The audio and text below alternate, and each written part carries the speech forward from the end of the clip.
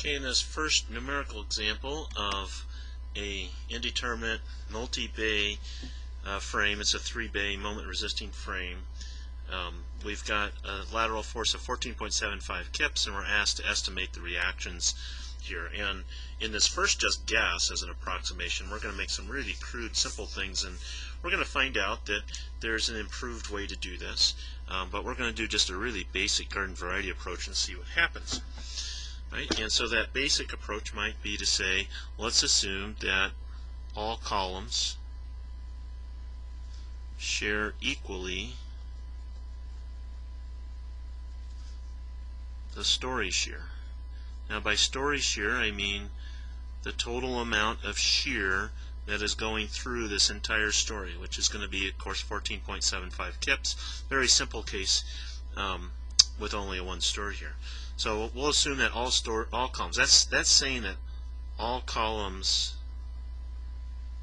have the same shear stiffness.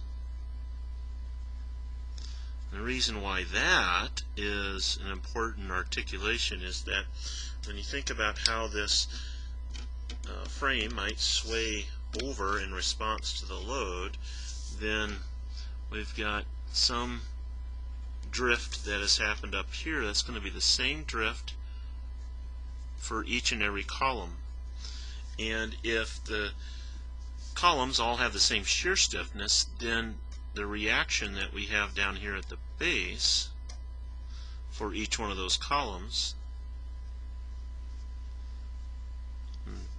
before we started we'd say that'd be V1, 2, and 3, and 4, so we have 4 different columns. But now that we're saying they all have the same, then that means that we're saying, hey, the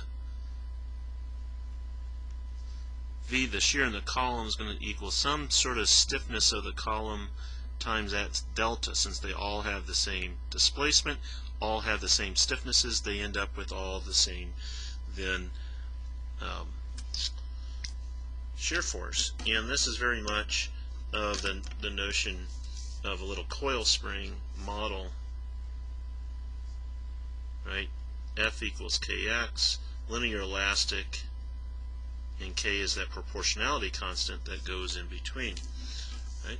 So that's what we might do, or as an assumption that we might go along here and use and see what happens. If that's the case, then of course summing forces in the x would mean that we'd have 4 V column would have to equal the 14.75 kips, and V column would equal then 14.75 divided by 4, or 3.69, or really about 3.7 kips.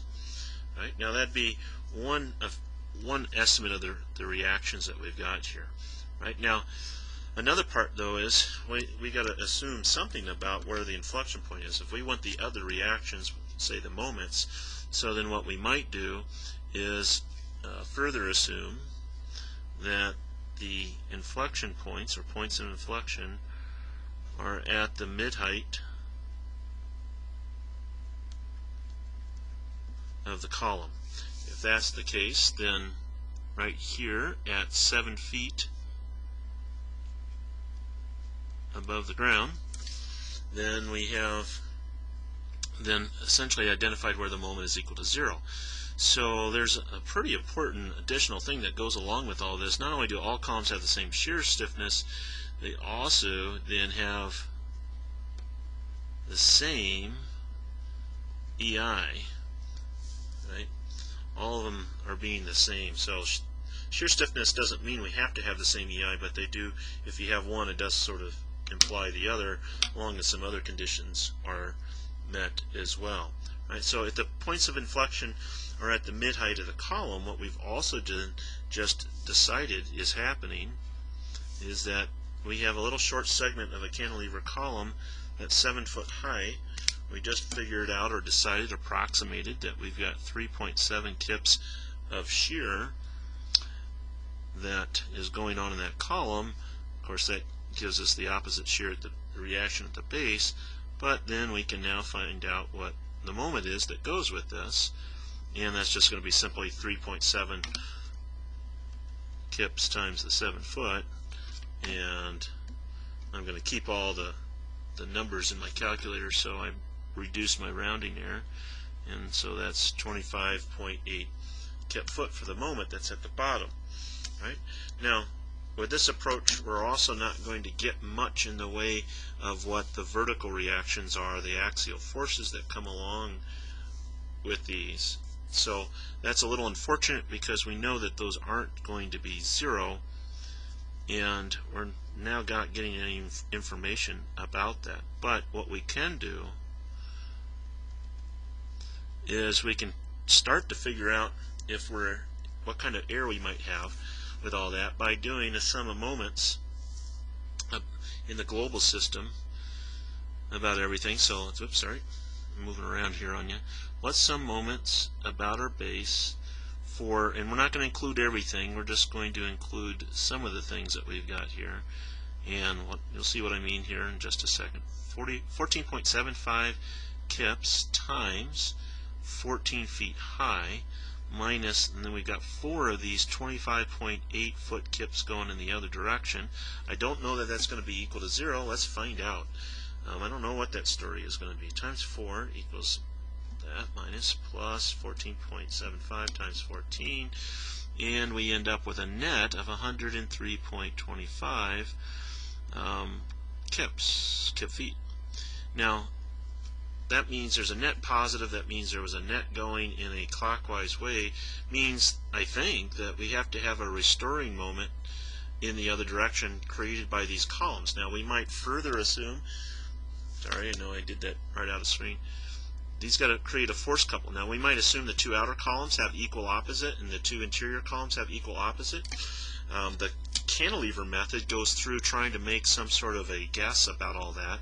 Let's assume one more thing here, that we'll assume that the interior columns have 0 axial force. It's probably not right, but who knows, right? I mean, we don't know yet. We're just making some really crude, simple guesses.